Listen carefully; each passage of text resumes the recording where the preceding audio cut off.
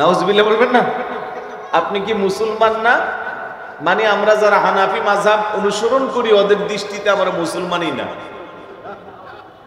নাউজুবিল্লাহ তো আসতে বললে হবে? অন্তত এই ফতেপুর মাদ্রাসা থেকে নাউজুবিল্লাহর আওয়াজ এত ছোট মানি না। জোরে বলুন না নাউজুবিল্লাহ। এইভাবে যদি ঈমান বিধ্বংসী কার্যকলাপ চলতেই থাকে, আমাদের নেক্সট প্রজন্ম যাবে কোথায়? আমার তো শঙ্কিত, আমি তো খুবই কষ্টে আছি। আমরা তো আচ্ছা আমাদের সময়টা পার করতে পারবো, আমাদের নেক্সট জেনারেশন যারা আকীদার ডিপলি বিষয়গুলো বুঝে না, যারা এতটা খেয়াল করে না, আর ওদের কথা কি বলবেন? এখানে বহু আব্বা আম্মা আছেন যারা এখনো ঈদে মিলাদুন নবীর পক্ষে আছেন, যারা এখনো রাসূলুল্লাহর শান আজমত নিয়ে আছেন, যারা মিলাদে কিয়াম না করলে মনে তৃপ্তি লাগে না। আপনার আদরের কলিজার টুকরা সন্তান চায়ের দোকানে বসে বসে আবার আপনার বিরুদ্ধে ফতোয়া দিচ্ছে, আব্বা ভুল করছে আমি করব নাকি? আছে না নাই? ভাই জবাব দেন, আছে না নাই? এগুলো বাস্তব অভিজ্ঞতার কথা। আমাদের সব কিছু ঠিক আছে, কারণ আহলে সুন্নাত ওয়াল জামাতের আকীদা আমরা যারা বিশ্বাস করি।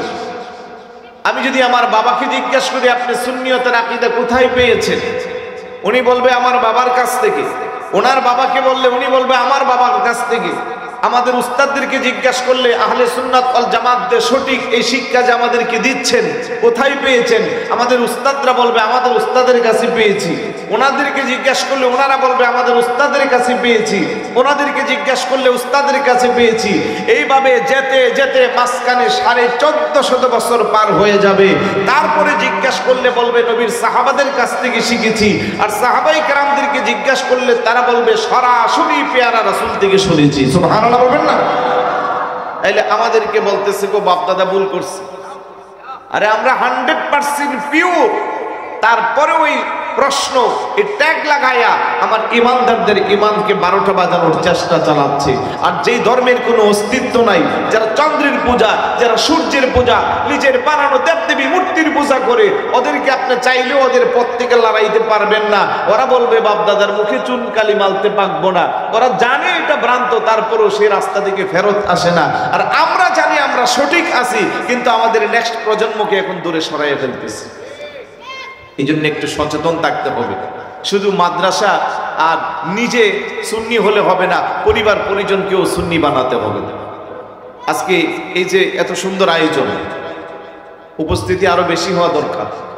কারণ মাদ্রাসার যারা ছাত্র আছে, ছাত্রদের অভিভাবক যারা, ওনাদেরকে আসা দরকার ছিল। কারণ এই প্রোগ্রাম সারা বছর হয় না, নির্দিষ্ট সময়ে বছরে একবার হয়। এই জন্য অনুরোধ করব, অনেক মিডিয়ার বাইরে আছে যারা এগুলো ক্যাপচার করছেন, আপনারা এগুলোর দিকে নজর রাখবেন।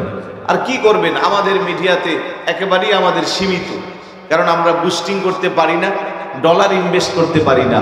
কিন্তু বদ আকীদার যারা আছে তারা তাদের আকীদার বিষয়গুলো বুস্টিং করে করে আপনার ঘরে পৌঁছিয়ে দিচ্ছে, যার কারণে সহজে আপনি এখন মুফতি সাহেব হয়ে যাচ্ছেন।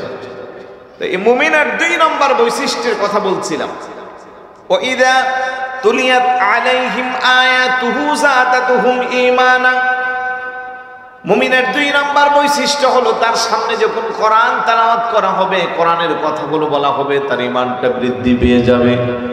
দুঃখজনক হলেও সত্য, আজকে আমরা যারা মুসলমান, আমরা যারা ঈমানদার, আমরা দুনিয়া নিয়ে এতটা ব্যস্ত হয়ে গেছি।